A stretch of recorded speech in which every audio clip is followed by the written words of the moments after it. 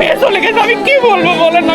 চট্টগ্রাম নগরের পতেঙ্গা এলাকায় হাজার হাজার এইচএসসি পরীক্ষার্থীর মতোই একজন মেয়ে ঘর থেকে বের হয়েছিল পরীক্ষা দিতে। নাফিসা নাওয়াল, বয়স মাত্র 18, হাতে প্রবেশপত্র, মনে হয়তো ভবিষ্যতের হাজারো স্বপ্ন, কিন্তু কেউ জানত না সেই সকালটাই হবে তার জীবনের শেষ সকাল। নাফিসা নাওয়াল ছিলেন Chattogram metropolitan police school and কলেজের শিক্ষার্থী। পতেঙ্গার কাঠগড় এলাকার আসমত আলী বাড়ির বাসিন্দা মামুন মিয়া ও মুক্তা দম্পতির মেয়ে। এইচএসসি পরীক্ষা দেওয়ার উদ্দেশ্যে তিনি একটি অ্যাপ ভিত্তিক সেবার মোটরসাইকেলে করে কেন্দ্রের দিকে যাচ্ছিলেন। পথ খুব একটা বেশি বাকি ছিল না, কিন্তু নিয়তি হয়তো অন্য কিছুই লিখে রেখেছিল।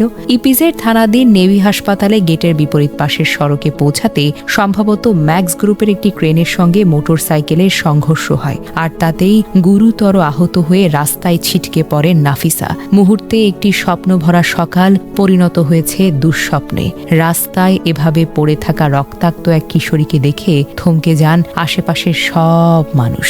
এই ভয়াবহ মুহূর্তে মানবতার একটি ছোট্ট আলো জ্বলে ওঠে।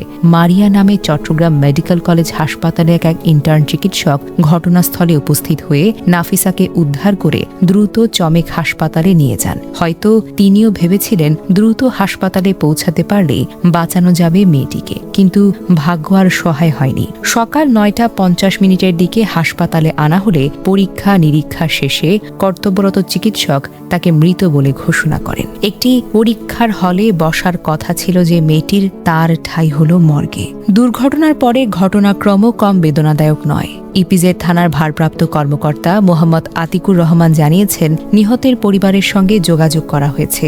মরদেহ চমেক হাসপাতালে রাখা হয়েছে। দুর্ঘটনা কবলিত ক্রেনটি পুলিশ হেফাজতে নেওয়া হয়েছে, কিন্তু অভিযুক্ত চালক ঘটনার পরপর পালিয়ে গেছেন। আইনগত ব্যবস্থা গ্রহণের প্রক্রিয়া চলছে বলে জানানো হয়েছে। একটি প্রাণের বিনিময়ে যেই চালক দায় এড়িয়ে পালিয়ে গেলেন, তিনি হয়তো জানেনও না একটি পরিবারের কাছে তাদের মেয়ে ছিল সবকিছু। এই ঘটনা আবারও প্রশ্ন তোলে, শহরের ব্যস্ত সড়কে ভারী নির্মাণ সরঞ্জাম যেমন ক্রেন কিভাবে চলাচল করে?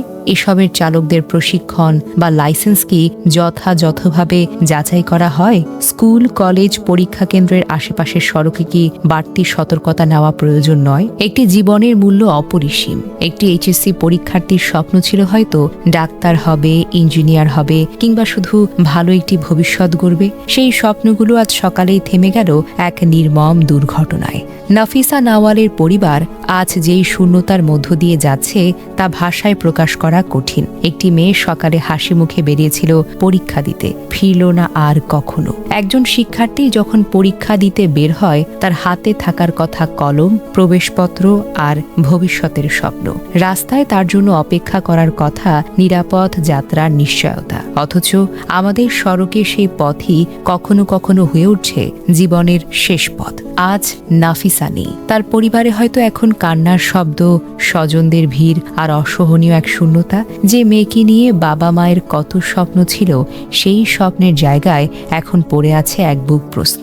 মেয়েটি কি সত্যি আর ফিরবে না?